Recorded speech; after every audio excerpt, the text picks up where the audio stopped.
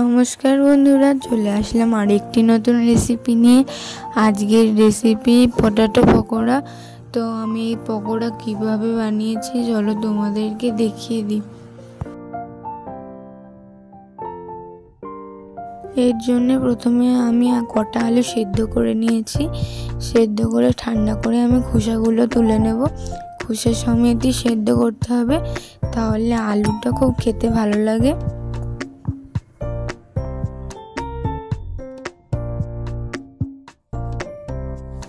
হাত দিয়ে এটাকে ম্যাশ করে নিচ্ছি, আর ভালোভাবে ম্যাশ করতে হবে, না হলে গোটা ভাব থাকলে পকোড়া ভালো হবে না।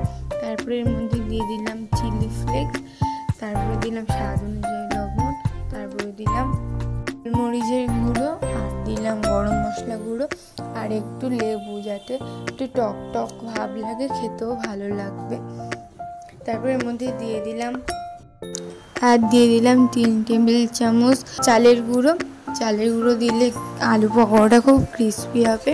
দিয়ে ভালো করে মেখে নিচ্ছি, টাইট ভাব করে। এতে জল দিয়ে লাগবে না, আলুর মধ্যে যা রস থাকে ওই রস দিয়ে ভালো করে মাখা হয়ে যাবে, আর আলু থেকে জলও বেরোবে, এর জন্য আমি জল দিইনি।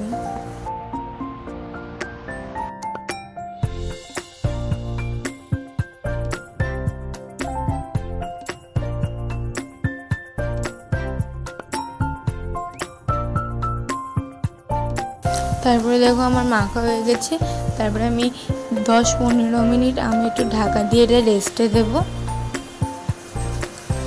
তারপরে 10 মিনিট পরে দেখো আলুটা কত নরম হয়ে গেছে, মাখাও যাচ্ছে। তারপরে হাতে একটু সাদা তেল নিয়ে হাতে মাখিয়ে এটাকে একটু একটু করে নিয়ে একটা রাউন্ড ফিঙ্গার মতো শেপ দিলেই হবে। তোমরা তোমাদের মতো শেপও দিতে পারো, তা আমি ফিঙ্গার মতো শেপ দিচ্ছি।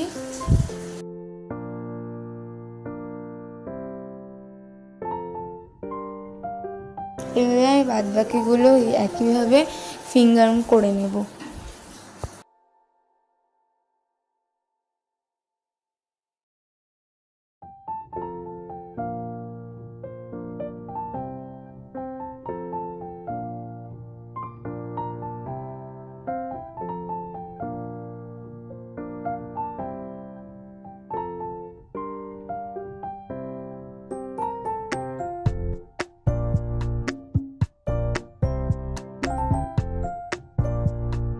তো দেখো এইভাবে আমি বাদবাকিগুলো করা হয়ে গেছে। তারপরে সাদা তেল গরম করে এর মধ্যে এক এক করে ছেড়ে দিলাম। একদম লো টু মিডিয়ামে রেখে ভাজতে হবে, নাহলে কিন্তু নিচ থেকে পুড়ে যাওয়ার সম্ভাবনা থাকবে। আমি এক এক করে দিয়ে ভালো করে লাল লাল করে ভেজে নেব। যদি নিচ থেকে ভাজা হয়ে যায়, দেখবে ছাড়িয়ে ছাড়িয়ে আসছে তেল থেকে, তখন বুঝবে যে নিচ থেকে লাল হয়ে গেছে। তারপরে উল্টে পাল্টে ভালো করে ভেজে নেবে। এইভাবে একইভাবে বাদবাকিগুলো ভেজে নিলাম। তারপরে লাস্টে একটু বিট লবণ দিয়ে উপরে ছড়িয়ে ভালো করে মিশিয়ে নিলেই রেডি পটাটো পকোড়া। তো তোমাদের এই রেসিপিটা কেমন লাগলো অবশ্যই কমেন্ট করে জানাবে।